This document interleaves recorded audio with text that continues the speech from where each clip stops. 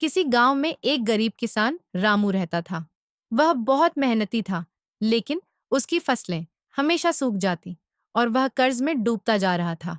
एक दिन गांव के एक बुजुर्ग ने उसे एक रहस्यमयी कुएं के बारे में बताया, जो जंगल के बीचों बीच था। कहा जाता था कि जो भी उसमें सिक्का डालकर सच्चे दिल से इच्छा मांगता, उसकी मनोकामना पूरी हो जाती। रामू ने इस पर विश्वास किया और अगले ही दिन जंगल में उस कुएं को खोजने निकल पड़ा। कई घंटे भटकने के बाद उसे एक चमकता हुआ कुआं दिखा। वह आश्चर्यचकित हो गया, क्योंकि कुएं से हल्की रोशनी निकल रही थी।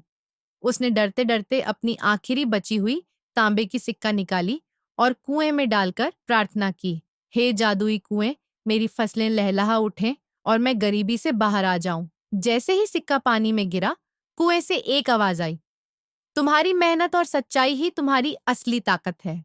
जाओ, पूरी श्रद्धा और मेहनत से काम करो, तुम्हारी मनोकामना अवश्य पूरी होगी। रामू को समझ आ गया कि कोई जादू उसकी मदद नहीं कर सकता, बल्कि उसे खुद ही मेहनत करनी होगी। वह गांव लौटा और पूरी लगन से अपनी जमीन पर काम करने लगा।